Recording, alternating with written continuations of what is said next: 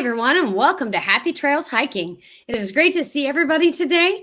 Today is Travel Tuesday. My name is Kay, and I'm happy that you're here with me today.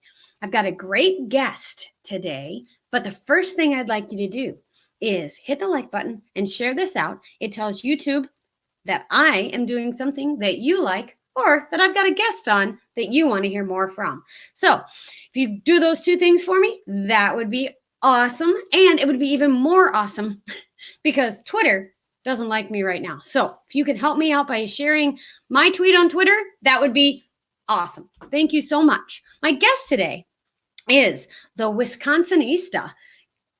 Chelsey Knuth, I hope I got that right, is the founder of the blog and brand, The Wisconsinista, which focuses on travel throughout Wisconsin and the Midwest.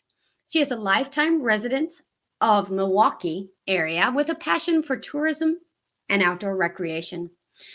This began in 2006 when her family left Wisconsin behind to trek across the Bahamas on a houseboat.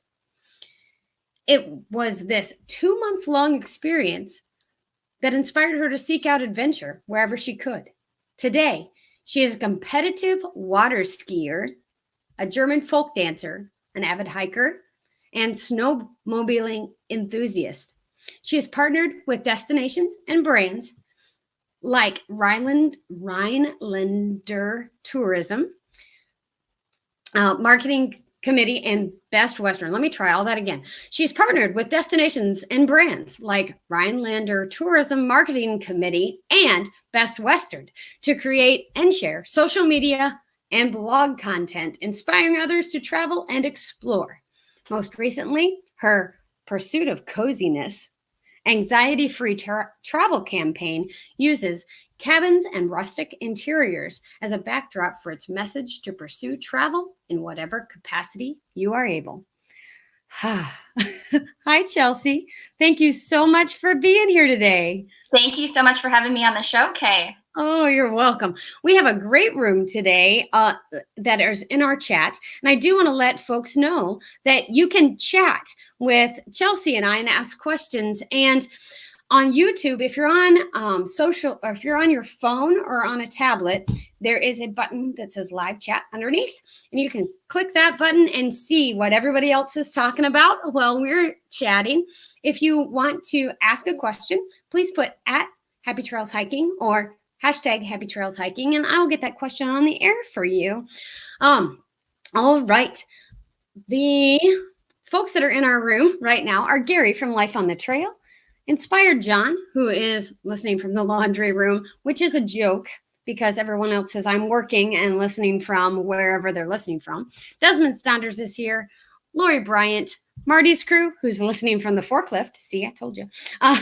The Unpaved Explorer is here. Welcome. It's good to see you. And Chelsey. So, Chelsey, I have several questions for you.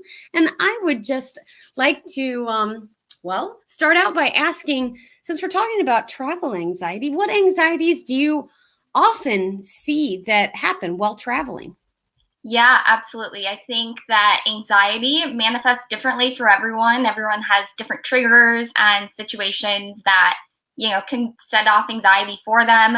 Some of the most common would be things like flying on planes or something related to transportation. But I think other travel anxieties you might see are related to just kind of keeping everything in check. When you go on big trips, you have to make sure your passport's up to date, your hotel is booked, and that you have all the numbers and logistics right of what you're doing. That's a really big one that I see. And sometimes it's just situational. You go to a destination, maybe you're traveling with a big group or just people you haven't traveled with before, and just being in a new environment with new people can set off that anxiety. So there are so many different triggers. It can be a combination of those. And I think it's just really understanding what your triggers are that will help you kind of find tips to manage and work through that. Awesome. That's great. I kind of see the same things when I talk to people about traveling. Oh, I don't want to do that because I've never driven there before, or I've never been on a flight, or what if somebody's sick on my flight? What do I do? And, so on and so forth. There are lots of different things to to worry with, I guess. Inspired John saying hello. Lots of people are saying welcome. So that is awesome. I know that I always have a great studio audience, so to speak. So welcome, and they do have a bit of a delay. So once I say welcome, they get about 40 seconds, and then they get to hear me say welcome, or your answers for that matter.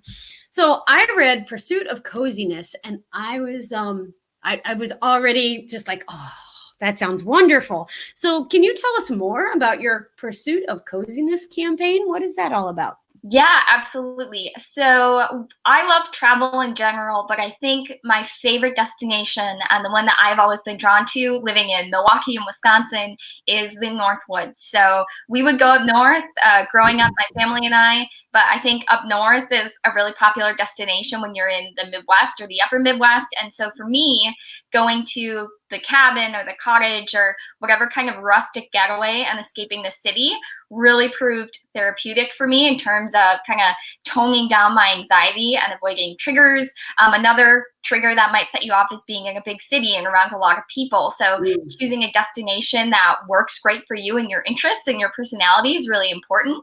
And so what I have used the Pursuit of Coziness to kind of share is that this kind of travel works great for me and is something I can count on to not set off any triggers for my anxiety. And whatever that might look like for you, whether it's cabins like mine, whether it's a beach getaway or anything you could dream up, I think the really important thing is to travel in a way that you're passionate about and that you're comfortable doing. And, it's just kind of like embodying a cozy headspace as much as it is a physical space. So I use cabins and I use cozy backdrops to kind of set the scene for this. But really what it's all about is traveling in a capacity that you're able, whatever your level of anxiety might be, whatever might set your anxiety off, to find a way to like embrace those things and work within what you are able to do to create travel itineraries and destinations that work great for you. Sure, that makes total sense. Inspired John saying, I freaked out my first 2 days in South America. I get travel anxiety. So yeah, I get it too. Matt and I went on a cruise. We're not cruisers. We're hikers. I loved your North Woods and yeah, I loved reading your blogs. But anyway, yeah, the cozy idea of a cabin and all that stuff, that's where we fit. Well, we decided that for our 10th anniversary, it was just really important that we go on a cruise. We'd never been on one. Let's go. I can't stand crowds. Cruise ships are crowded. Yeah, very crowded. Yeah. Yeah. So I was like, okay, I can't, it was not relaxing. It was not fun. No, won't say it wasn't fun because we have fun doing anything, but it was not my bag. Let's put it that way. Yes. Rachel Rawson is here, says hello. And she is from England. And she's going to be traveling to America in June to come visit me. And yeah, so she started traveling because of her anxiety of not getting out. So I kind of love that she was anxious about that. The other blog that you mentioned earlier was your balance of homesickness and wanting to travel. I'm going to pull that up, but can you tell us a little bit about that blog or what made you want to write that blog?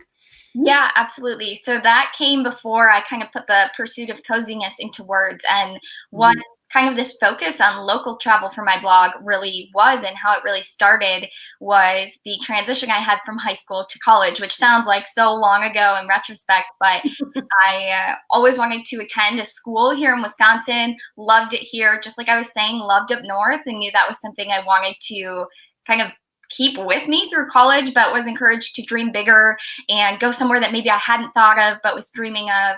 And so I went way out of state, across the country to Arizona, and beautiful place, beautiful campus. But I think it was one of those things where I was encouraged to go somewhere without realizing like how it would affect my personality. So sharing a room with someone, not having a car, being somewhere completely new to me, we're all just like at the same time piled on top of each other with this new experience. And I really don't think it was the best way for me to kind of enter a new stage of life and start over. And so I ended up transferring back to Milwaukee and really had to sort of reframe my mind for just embracing life where I was living and learning to like my hometown and be proud of wanting to be here. And so I think that's kind of what the pursuit of coziness is all about too. Maybe you aren't able to travel far, not just for anxiety purposes, but you get anxious because you don't have the money to travel big right now, or the time. You don't have the time. And so just being able to stay calm and know that you can find adventure wherever you are, I think is the biggest key, and to never feel trapped. Yes, that's awesome. You can find adventure wherever you are. I do like the line at the bottom that talks about introverts. Introverts lose energy when they spend time with people, and they need to recharge by being alone. I thought that was, well, it's always very telling. And I'm not an introvert. I'm actually an extrovert with more introverted tendencies now than I ever was when I was a kid. So that was interesting. And so, yeah, I've never suffered homesickness well, not at your age anyway. Okay. Now when I leave and go away, but not without my husband, I guess I should say, then I'm like, oh, I just want to be home and things like that. And I suffer from anxiety about being away from my husband. I don't mind being away from my husband or away from home as long as he's with me. So wherever we are, we're home anyway. But all right, done. Our Haunted Travels, welcome. It's good to see you. Thank you for coming. This is Chelsey from the Wisconsinista. I love that. And we just got started talking about local travel. And so I think that is a great segue into one of my other questions. And in exploring your home state, Chelsey, what has been the most surprising thing that you have learned about in Wisconsin? Yeah, so like I said, I've lived in Wisconsin my entire life, and specifically the greater Milwaukee area. I was born in a northern suburb of the city, and I live in Milwaukee now. So it's one of those things where, especially when I came back from college and I'm like, oh no, I'm back in my hometown and I'm still here. You kind of feel like after 20 some years in the same place that you've seen everything there is to see, and you just want to get away and go literally anywhere else except your hometown. And when I kind of realized that there were still a lot of reasons why I wanted to be here, with like my job and my family and my water ski team, I was like, okay, if I'm going to be here and there's things I love about it, let's try and reframe this mindset that I have about my hometown. So I started looking at Milwaukee alone and really realized how much there still was in the city that I hadn't done. There's like big museums I always recommend to people that I hadn't actually been to, or like restaurants and other destinations. There's a state park right in the heart of downtown I hadn't seen. So even just realizing that within Milwaukee that I had spent multiple decades living in, there was still so much to see, really made me realize that across Wisconsin, I will never run out of things to do here and new stories to hear about other people who live here and visit. And so I think that's just been the biggest takeaway for me, is that there will never be like, I will never have explored everything. There's always a new town to visit or a new person's story about that town to hear. And so I think having that like frame of mind helps you kind of keep exploring no matter how long you've been somewhere. Awesome. I do know that as a high school teacher, I used to have students all the time who would go, I can't wait to get out of here. This is the most boring town ever.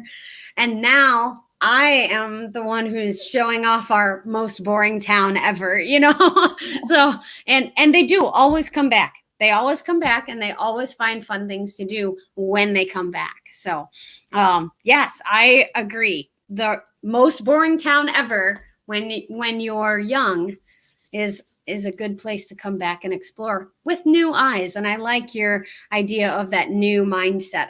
I like that a lot.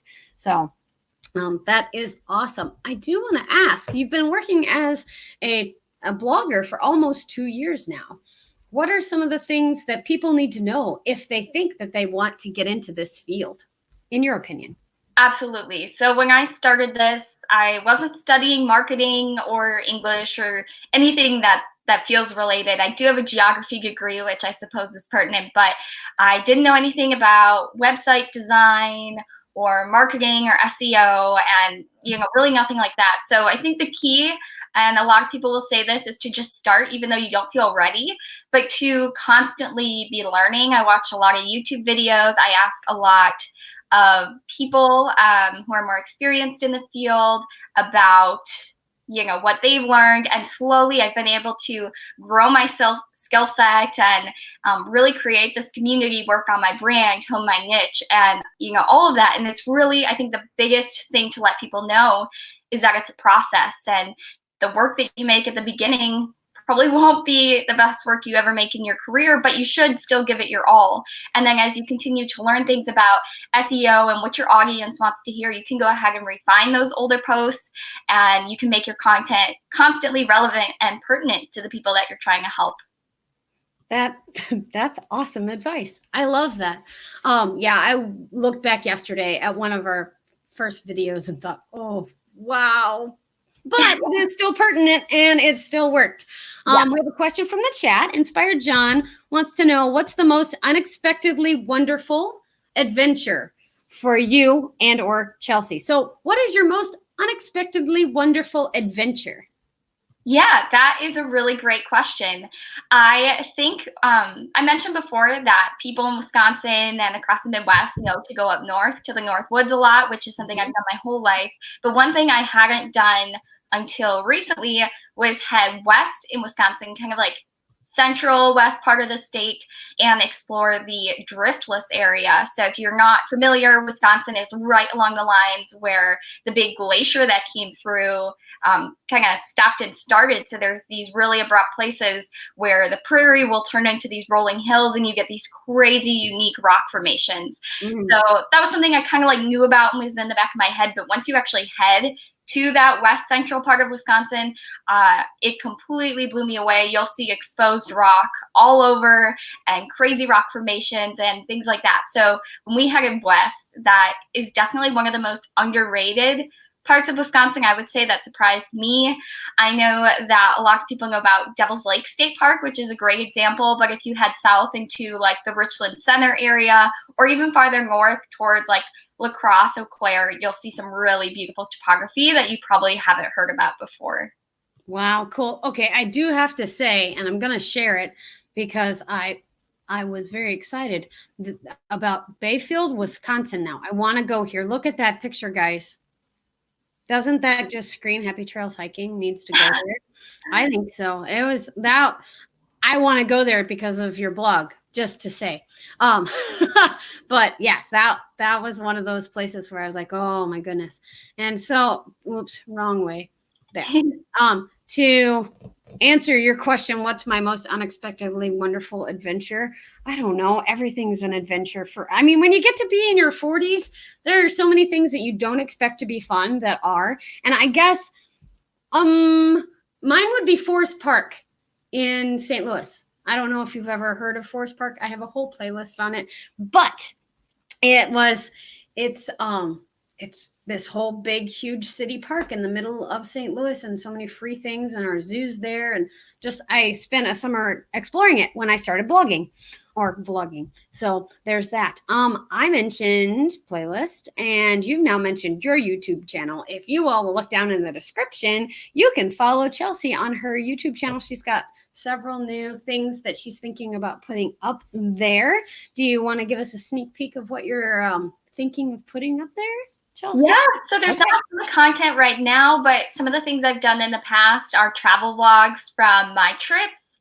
And my most recent video that I put up there was sharing my top 5 favorite Wisconsin state parks and kind of some recommendations and like why they're in the top 5. So if you're exploring and you kind of want some advice where to go, that is what I'm hoping the channel will be about. So future travel vlogs, I have some trips planned for spring that I would love to share.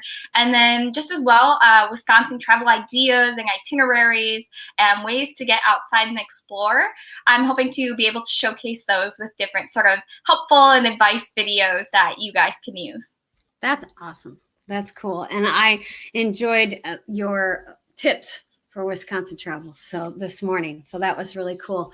What do you think is the hardest part about being a travel blogger? Yeah, I think there's a really unique dynamic to being a Midwest travel blogger specifically because you are trying to reframe people's minds about a place that they think they have a perspective on. The Midwest gets kind of a bad rap in like the tourism world. I think Right. one of my big problems with tourism is that people always ask that question, are you a beach person or a mountains person? And that, like, just having that narrowed mindset leaves out so many incredible destinations. And so I think we have an especially unique and maybe difficult at times job to kind of change that dialogue and help people realize that the prairies and the forests and the unique rock formations and lakes in the Midwest are just as worthy of travel destinations. So that can be a little bit difficult. And then I think as well, just with travel blogging in general, to have that not just creativity, but really that inspiration to keep seeking out new adventures, to find them and to really go out, give it your all, to just keep visiting and exploring and finding ways to share new things. It's super fun. That's obviously the best part, but it's work and it's a process. And I have learned so much in the adventures that I've taken so far. Awesome.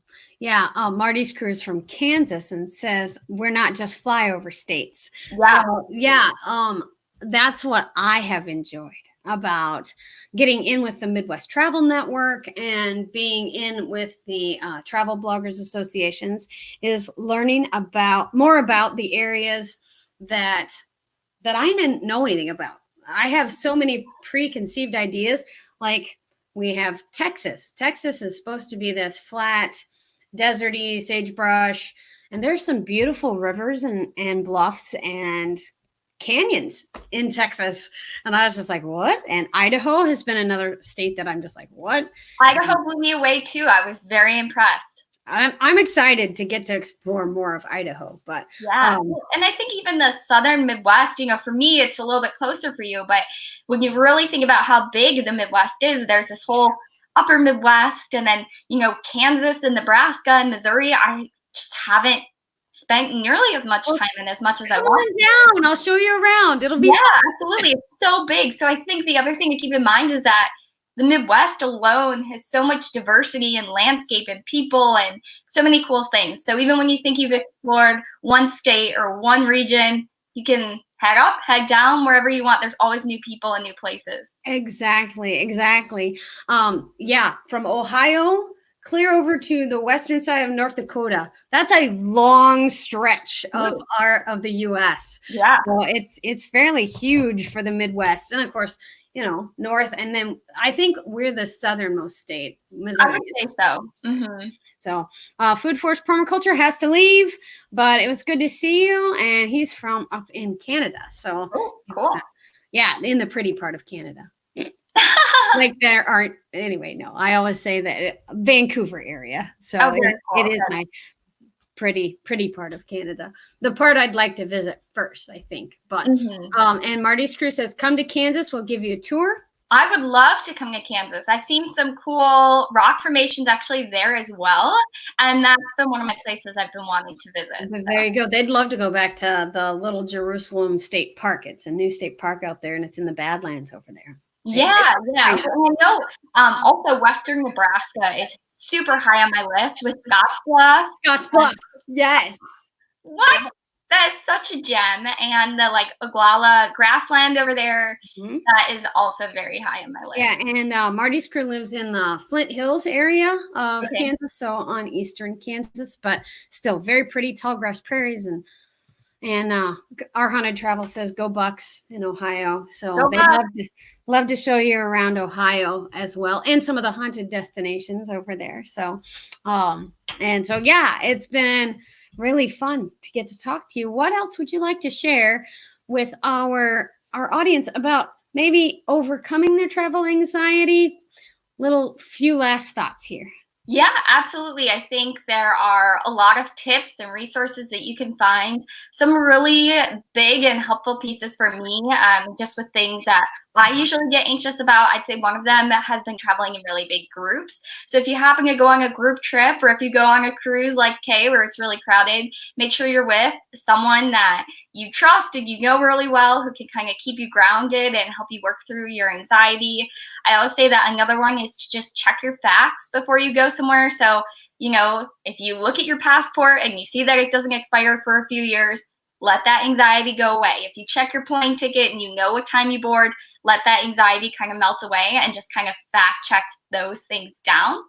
Another one is to always kind of have, I don't want to say a plan of escape, but just to kind of have a plan if something doesn't go as you planned, or you want to end one part of your trip a little early and either head back to the hotel or go somewhere else, to have that Uber app on your phone or just a resource to get wherever you're going, just so that you can be open to different parts of your trip and keep going, even when your anxiety starts. So just being able to kind of mellow that back down a little bit and work on a schedule that works for you. I know I am a morning person and a daytime person. So like when I went to New Orleans, our group went to like the big Bourbon Street area during the day, just because that worked best for like me and for us. So you got to find kind of the time frame that works for you and work within your anxiety and just the things that set it off or don't. Maybe brainstorm and be creative about destinations. Reach out to a travel expert in a place you want to visit. If you're looking for cabins or you're looking for beach getaways, maybe someone who can help you plan those trips too. Awesome. Those are fantastic tips. It's not often that we get the great tips here at the end. So that's awesome. Thank you for that. I do want to say hello to Lamar Ware, as well as Alpine Gulch and Howling Fun RV Ventures. It's good to see you guys. Thank you for being here. This is Chelsey, the Wisconsinista, and she has been sharing her tips for anxiety while traveling and how to kind of manage that. And I think that she's given some great gems today, and it's worth a rewatch. Also, if you guys are on YouTube, and which you all are, but go down into the description and see her link in the description and follow her on YouTube and get ready to build up her channel as she starts adding content to that, as well as head on over to the Wisconsinista and leave a comment or two on her blog and tell her you found her at Happy Trails Hiking. Thank you so much for being here with me today, Chelsey. It's been awesome having you. Yeah, thanks for having me. Hopefully you guys are inspired to visit Wisconsin and just adventure in whatever capacity that you are able to do. Yes, I'm coming up. There you go. Be there in 9 hours or so. Okay, all right. Sounds good. All right, if you'll hang out, I'm going to close out the show. Thank you so much. Thank you. All right, guys. Like I said before, go over and visit Chelsey. Leave her a comment and tell her that you saw her on Happy Trails Hiking. Hope that you all had a great Travel Tuesday. And if you'll do a couple things for me, make sure you've hit the like button, shared this out with other folks who you think might need to hear this information, as well as come back and leave a comment here on this vlog once we're finished here. And that will let YouTube know that I'm doing things that you like to see happen. And third thing I need you to do is go out and live the life you love today. And remember, you are not replaceable. I'll see you on Friday for Foodie Friday, guys.